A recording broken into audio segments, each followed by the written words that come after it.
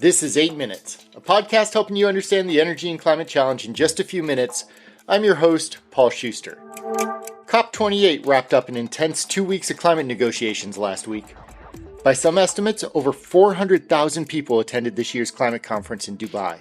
And the results were, well, as with any multilateral agreement seeking compromise, the final document left some feeling like it was a bit of a mixed bag.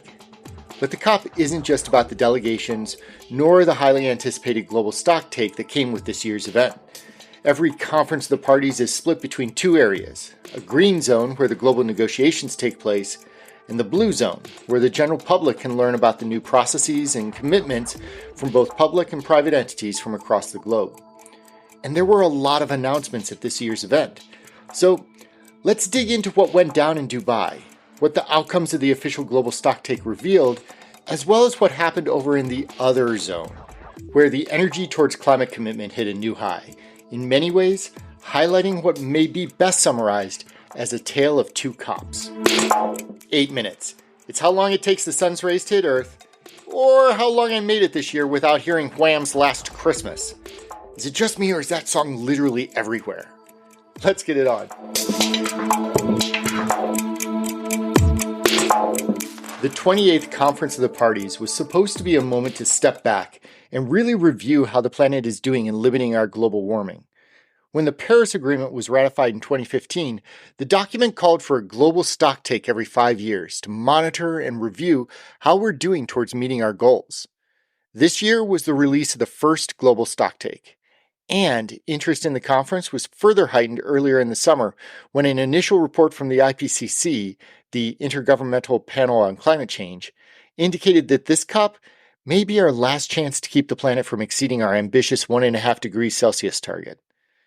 There was going to be a lot of scrutiny on this year's event regardless, but then add to that the fact that the COP was being held in the United Arab Emirates, a nation heavily dependent on oil production.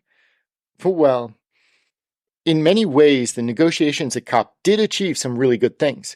After 2 grueling weeks that even went into overtime by a day or two, the end agreement did accomplish something not seen before. For the first time, a COP agreement specifically called out fossil fuels and called for a transition away from their usage. While not as forceful of language as some countries have been calling for, preferring instead to see wording around the phase out of fossil fuels, the inclusion of the language at all was something of a win. Earlier in the week, the president of the COP, Sultan Al-Jaber, had stirred controversy by suggesting that the science wasn't there to phase out fossil fuels in order to reach global targets. And an early draft of the agreement stripped fossil language completely from the document. So to have it reinserted and publicly agreed to is a big deal. Of course, as many observers said afterward, now comes the hard part. How do we translate that new commitment into action? The negotiated text had a few areas where it outlined some basic approaches, committing to a tripling of renewable energy, the operationalization of a loss and damage fund, a doubling of energy efficiency. And countries are now being asked to have detailed adoption plans in place by 2025 to show how they plan on meeting these new commitments. Yes, opinion on the final negotiated text is divided. Some experts hail it as historic and the beginning of the end for fossil fuels, while others point out potential loopholes that undercut the teeth of the agreement. In any regard, nearly 200 countries signed on to that final text, marking again a recognition on a global scale that we're all in this together and marching forward towards change. How to actualize that change, though, that's not going to be easy, which brings us to the other COP, the one that was playing out in the public zone. Because it's here where a number of companies and municipalities and NGOs all aligned on actions that would be needed to curb climate change. For instance, there was a startup village devoted to companies that were advancing the latest in new climate technologies for the planet. Everything from low-carbon concrete to spray-on coatings for solar panels. And while those companies were pitching their products to climate executives from around the world, their VC and private equity financing partners were working on the investment models needed to capitalize these business solutions. A good portion of the COP was handed over to the intersection between public, private, and philanthropic financing, and finding the ways that these different dollars and investors can work together. In fact, financing was a big part of the COP announcements, as the host country of the UAE announced early in the event the creation of a new $30 billion fund called Altera. And Altera will focus on climate investments in emerging markets and developing economies where the access to climate funding is limited so far.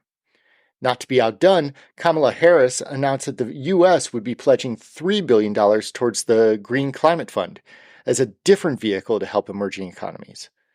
The World Bank estimates that the climate transition will require $2.4 trillion in annual capital. So more initiatives like Altera and the Green Climate Fund are going to be needed going forward. And while the financing and startup innovation is welcome, other announcements focused on the scaling and growing of existing solutions as well. McKinsey estimates that 90% of our needed greenhouse gas abatements can be accomplished today using proven technologies. We just need to scale those efforts better, which led to commitments such as the tripling of renewable energy that I mentioned earlier. And for their part, 50 major oil and gas companies, including Exxon and Saudi Aramco, pledged to reduce their methane intensity by 80 to 90% by 2030.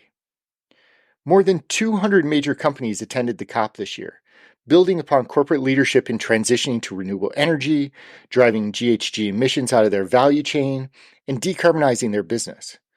A consortium of these companies, including IKEA, Coca-Cola, Nestle, DHL, and others, were vocal in their advocating for a phase-out of fossil fuels without the reliance upon carbon capture and storage technologies. There's no doubt that the difficult compromises that arise from the COP negotiations can make it feel as though the world is moving too slowly to address our urgent climate crisis. But just looking at the geopolitical challenges misses a whole other area of COP where the energy enthusiasm has remained strong every year. More capital, both financial and intellectual, is flowing into this space than ever before. The COP delegates have set the vision and commitment for carbon reductions, while our public and private community is innovating the solutions required to get us there. I'm Paul Schuster, and this has been your 8 Minutes.